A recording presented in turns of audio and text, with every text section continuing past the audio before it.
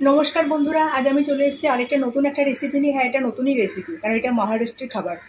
এই যে দেখতে পাচ্ছ তোমরা, চিড়েটাকে আমি ভিজিয়ে রেখেছিলাম।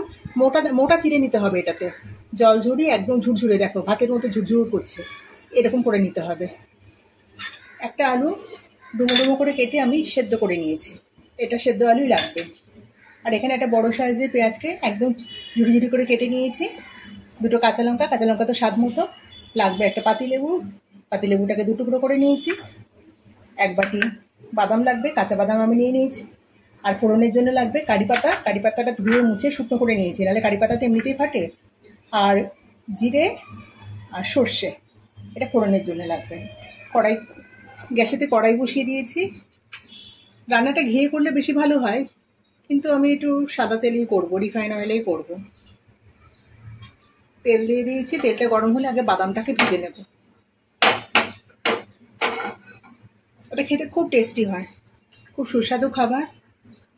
সকালে জলখাবারে বলুন, বাচ্চাদের স্কুলে টিফিন বলুন, বা ইভিনিং স্ন্যাক্স বলুন, ভীষণ ভালো খাবার, খুব হেলদি খাবার। আমি তো মাঝে মাঝেই বানাই, তাই ভাবলাম আজকে আপনাদের সাথে একটু শেয়ার করি। বাদামটা দিয়ে দিলাম। বাদামের সাথে আমি একটু লবণ অ্যাড করবো, নাহলে না বাদামের মধ্যে লবণ না ঢুকলে ভালো লাগে না। অল্প একটু লবণ দিয়ে দিলাম। আলুটাও আমি লবণ দিয়ে সেদ্ধ করেছি, তাহলে সেদ্ধটা তাড়াতাড়ি হয়ে যায়, আর ভেতরে একটু লবণ ঢোকে। বাদামটা নিয়ে নেড়ে চেড়ে লাল লাল করে ভেজে নেব। বাদামটা লাল লাল করে ভেজে তুলে নিয়েছি। এবার কড়াইতে তেল নেই বললেই চলে, তাই আমি এখন এর মধ্যে সামান্য একটুখানি ঘি দেবো, তাহলে গন্ধটা ভালো উঠবে। মেয়ে বললো, মা একটু ঘি দাও, তুমি তো ঘি খাওয়াতেই চাও না। ঠিক আছে, ঘি দিই একটুখানি। ফোড়নটা দিয়ে দিচ্ছি, জিরে, সর্ষে আর কারি পাতা। ফোড়নটা ভাজা হয়ে গেছে, এর মধ্যে কুচিয়ে নেওয়া পেঁয়াজ আর কাঁচা লঙ্কাটা দিয়ে দিলাম। এটা হালকা করে নেড়ে নেবো। ফোড়নটা দিয়ে কি সুন্দর গন্ধ বেরিয়েছে, যেহেতু একটু ঘি দিয়েছি, খুব সুন্দর গন্ধ বেরিয়েছে। খুব হেলদি খাবার এটা, পেট ভরা খাবার। এটা খেলে করে প্রচুর পেট ভরা থাকে।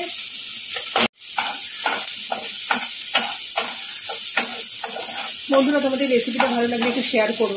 আমি কোনোদিন শেয়ার করার কথা বলিনি, আজকেই বলছি। আমারও তোমাদের রেসিপি ভালো লাগলে পরে, যেটা নতুনত্ব রেসিপি, আমিও কিন্তু শেয়ার করি।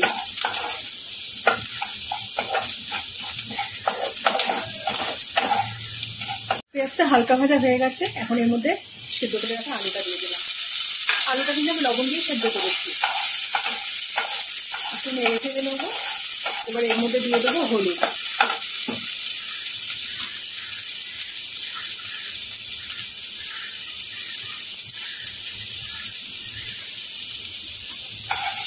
আবার একটু নেড়ে চেড়ে নেবো, যাতে হলুদের থেকে না কাঁচা গন্ধ না বেরোয়, সেজন্য হলুদটা একটু নেড়ে চেড়ে নেবো। যেহেতু আমার কম তেল দেওয়া, দেখো বন্ধুরা, তেল একদম দেখাই যাচ্ছে না। যারা আমার ভিডিও দেখো তারা জানোই যে আমি একদম কম তেলে রান্না করি।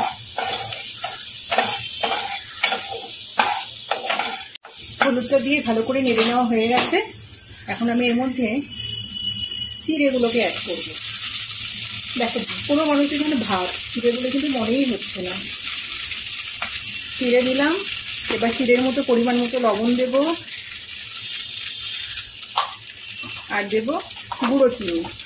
চিনি আমার কাছে বাড়িতে সবসময় গুঁড়ো করাই থাকে। এটা কিন্তু একটু নুন ঝাল হবে, খুব একটা মিষ্টি মিষ্টি হবে না, চিনিটা বেশি দেবো না। আর এর মধ্যে বাদামও অল্প করে ছড়িয়ে দেবো।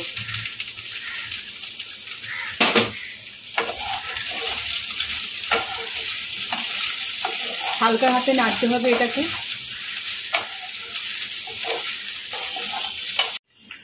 আবারও বাকি চিড়েগুলো দেব, একবারে দেব না।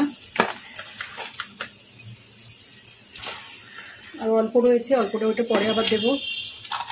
আবারও পরিমাণ মতো লবণ দিয়ে দিলাম। চিনির গুঁড়ো ছড়িয়ে দিলাম। গুঁড়ো চিনিটা না একটু বেশি লাগে। আবারও ভাজা বাদাম ছড়ালাম, বাদামগুলো সবগুলোই দিয়ে দিলাম। এখন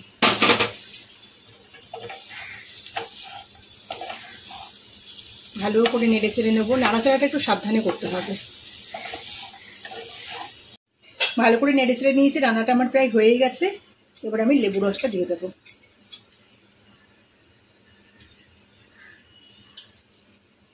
পুরো একটা লেবুই রেখেছে, পুরো গোটা লেবু রস কিন্তু আমি দিয়ে দিয়েছি।